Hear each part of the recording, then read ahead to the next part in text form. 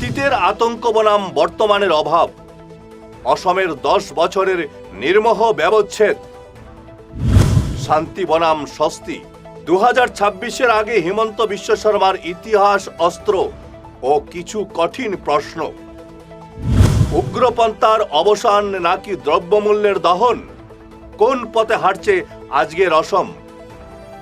10 বছরের বদল, ঝকঝকে রাস্তা আর খালি পকেট, উন্নয়নের আসল চালচিত্র। মুখ্যমন্ত্রীর স্মৃতিচারণ বনাম সাধারণ মানুষের বর্তমানের হিসাব। নমস্কার, আপনারা দেখছেন ঈশান বাংলা পয়েন্ট ব্ল্যাঙ্ক। গল্প নয়, শুধু সত্য। ইতিহাস বড় নির্মম, কিন্তু রাজনীতিতে সেই ইতিহাসই মাঝে মধ্যে বর্তমানের বিচারক হয়ে ওঠে। মুখ্যমন্ত্রী হিমন্ত বিশ্ব শর্মা সম্প্রতি সংবাদপত্রের কিছু পুরনো ধুলো জমা পাতা আমাদের সামনে তুলে ধরেছেন। সেই পাতায় ছিল লাশের মিছিল, উগ্রপন্থীর ডিমান্ড নোট আর সাধারণ মানুষের হাহাকার।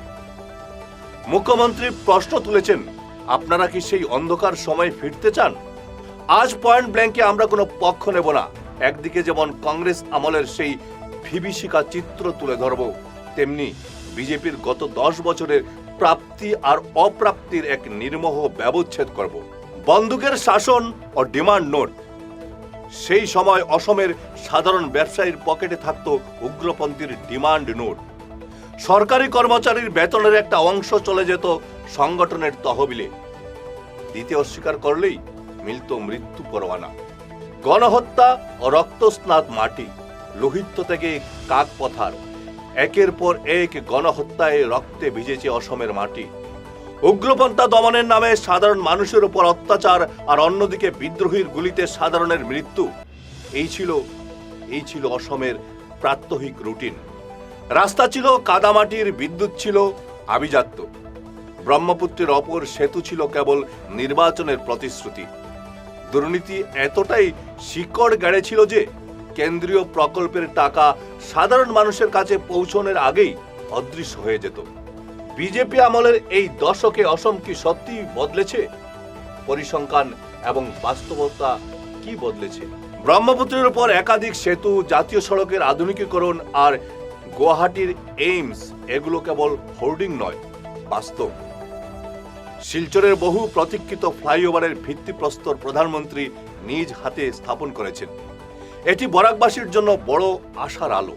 বিদ্রোহী গোষ্ঠীগুলোর সঙ্গে দফায় দফায় শান্তি চুক্তি এবং হাজার হাজার যুবকের মূল স্রোতে ফেরা।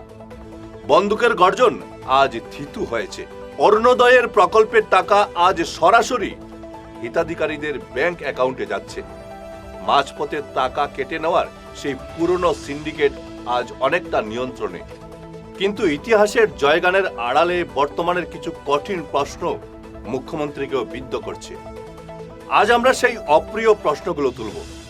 প্রধানমন্ত্রী শিলচরে ফ্লাইওভারের ভিত্তিপ্রস্তর স্থাপন করেছেন ঠিকই, কিন্তু এই উড়ালপুল কবে বাস্তবায়িত হবে এ নিয়ে সংশয় রয়েছে অনেকেরই মনে। বন্দুকের নলের ভয় কমেছে ঠিকই, কিন্তু আকাশ ছোঁয়া দ্রব্যমূল্য বৃদ্ধির আর্থিক আতঙ্ক কি মানুষের মনের শান্তি কেড়ে নিচ্ছে না? রান্নার গ্যাসের দাম আর পেট্রোল ডিজেলের অগ্নিমূল্য সাধারণ মানুষের নাভিশ্বাস উঠেছে। অরুণোদয় প্রকল্পের 1200 টাকা কি দীর্ঘমেয়াদী কর্মসংস্থানের বিকল্প হতে পারে? বিজেপি সরকার কি কেবল হিতাধিকারী তৈরির রাজনীতি করছে? হাজার হাজার শিক্ষিত বেকার যুবকের কর্মসংস্থানের স্থায়ী কি কোনো সমাধান হয়েছে কোথাও? উন্নয়নের এই ঝকঝকে ছবির পেছনে অসমের ঋণের বোঝা ক্রমেই বাড়ছে। এই পাহাড় প্রমাণ ঋণ কি আগামী প্রজন্মের ভবিষ্যৎকে বিপন্ন করে তুলবে না? মুখ্যমন্ত্রী আজ আপনাদের বিচারকের আসনে বসিয়েছেন, কিন্তু মনে রাখবেন, বিচার কেবল ইতিহাসের পুরনো ক্লিপিং দেখে হয় না। বিচার হয় বর্তমানের পকেটের হিসাব আর আগামীর অনিশ্চয়তার দিকে তাকিয়েও। রাস্তাঘাট ঝকঝকে হয়েছে, নিরাপত্তার পরিবেশ ফিরেছে। এটা যেমন ধ্রুব সত্য, তেমনি সত্য হলো সাধারণ মানুষের ক্রমবর্ধমান অভাব আর ভবিষ্যৎ নিয়ে সংশয়।